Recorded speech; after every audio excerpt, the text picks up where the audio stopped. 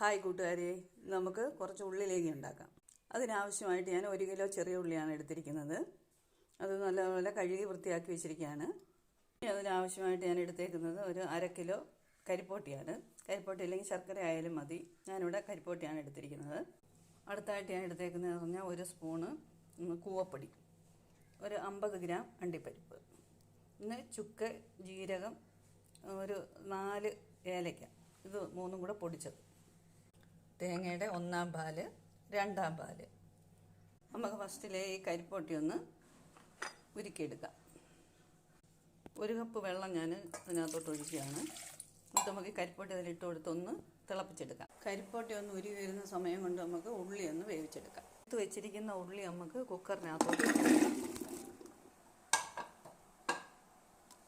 എടുത്ത് വെച്ചിരിക്കുന്ന തേങ്ങയുടെ 2/2 പാൽ അതിനകത്തോട്ട് ഒഴിച്ചു കൊടുക്കുകയാണ്. ഈ 2/2 പാലിനകത്താണ് നമ്മൾ വേവിച്ചെടുക്കുന്ന ഉള്ളി. 2-3 വിസിലടിച്ചാൽ മതി. കരിപ്പൊട്ടി എല്ലാം നല്ലപോലെ ഒന്ന് ഉരുകി വന്നിട്ടുണ്ട്. നമുക്ക് സ്റ്റൗ ഓഫാക്കാം. 3 വിസിലടിച്ച് ഉള്ളിയെല്ലാം നല്ലപോലെ ഒന്ന് വെന്തിട്ടുണ്ട്. ചൂടൊന്ന് പോകുന്നത് വരെ ഒന്ന് വെയിറ്റ് ചെയ്യാം. ചൂടെല്ലാം ഒന്ന് പോയി കിട്ടിയിട്ടുണ്ട്. കുറച്ച് നമുക്ക് മിക്സിയുടെ ജാറിലിട്ടൊന്ന് അരച്ചെടുക്കാം. ഉള്ളി അരച്ചത് നമ്മൾ ചെവിട് കട്ടിയുള്ള ഒരു പാത്രത്തിനകത്തോട്ട് ഒഴിച്ചു കൊടുക്കുകയാണ്. നമുക്കിതൊന്ന് അടപ്പ് വെച്ച് ഇളക്കിയെടുക്കാം. നല്ലപോലെ ഒന്ന് തിളയ്ക്കുന്നുണ്ട്. തിളയ്ക്കും തോറും നമുക്ക് കുറച്ച് കരിപ്പൊട്ടി അരിച്ചത് അങ്ങോട്ടൊന്ന്, ഞാൻ ഇത് അരിച്ചു വെച്ചിരിക്കുകയാണ്, ഒഴിച്ചു കൊടുക്കാം. ഞാൻ 1 സ്പൂൺ നെയ്യ് ഇട്ട് കൊടുക്കുകയാണ്. നമ്മളിങ്ങനെ ഇളക്കി കൊടുത്തുകൊണ്ടിരിക്കണം. ഒരു 1/2 ഭാഗം ആയിട്ടുണ്ട്, കുറുകിയിട്ടുണ്ട്.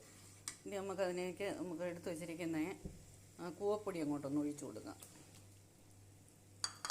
കൂടി അങ്ങ് ഇളക്കാം. കുറച്ച് നെയ്യ് കൂടി ഞാൻ ഇട്ട് കൊടുക്കുകയാണ്. അതുകൊണ്ട് നമുക്ക് ഇളക്കണം. കുറച്ചുകൂടി ഇട്ട് കൊടുക്കണം. നെയ്യ് ചേർക്കുന്ന അവരവരുടെ ഇഷ്ടത്തിനനുസരിച്ചാണ്. കുറച്ച് നെയ്യ് മതിയെങ്കിൽ കുറച്ച് ചേർത്താൽ മതി. കൂടുതൽ നെയ്യ് വേണമെങ്കിൽ കൂടുതൽ ചേർത്ത് കൊടുക്കണം. ഒരുമാതിരി കുറുകി ഒന്ന് തുടങ്ങിയിട്ടുണ്ട്. നമുക്ക് അടിക്ക് പിടിക്കാതെ ഒന്ന് ഇളക്കി കൊടുത്തുകൊണ്ടിരിക്കാം. ഇതൊന്ന് 1/4 ഭാഗം ഒന്ന് കുറുകി വന്നിട്ടുണ്ട്. കൂവപ്പൊടി ചേർക്കുന്നതെന്ന് പറഞ്ഞാൽ ഈ ഉള്ളിയുടെ ചവയും ഉള്ളിയുടെ ആ സ്മെല്ലും ഒന്നും ചിലർക്ക് ഇഷ്ടപ്പെടത്തില്ല. അപ്പോൾ ആ കൂവപ്പൊടി ചേർക്കുമ്പം ഇത്തിരിയൊക്കെ ഒന്ന് മാറി കിട്ടും. തന്നെയും അല്ല, നല്ല തണുപ്പും കൂടിയാണല്ലോ. ഞാൻ 1/4 പാലും കൂടി അങ്ങ് ചേർത്ത് കൊടുത്തിട്ടുണ്ട്. അതൊന്ന് കുറുകി വന്നിട്ടുണ്ട്. ഞാൻ 1 സ്പൂൺ നെയ്യും കൂടി ചേർക്കുകയാണ്. മൊത്തം ഞാനിതിനകത്ത് 3 സ്പൂൺ നെയ്യാണ് ചേർത്തേക്കുന്നത്. എടുത്ത് വെച്ചിരിക്കുന്ന ആ പൊടി ഐറ്റം കൂടെ അതിനകത്തോട്ട് ഇട്ട് കൊടുക്കാം. വെച്ച് വെച്ചിരിക്കുന്ന അണ്ടിപ്പരിപ്പ് ഇട്ട് കൊടുക്കാം. ഇതെല്ലാം കൂടെ നമുക്കൊന്നുകൂടെ ഇളക്കി എടുക്കാം. ഉള്ളിലേഹ്യം റെഡി ആയിട്ടുണ്ട്.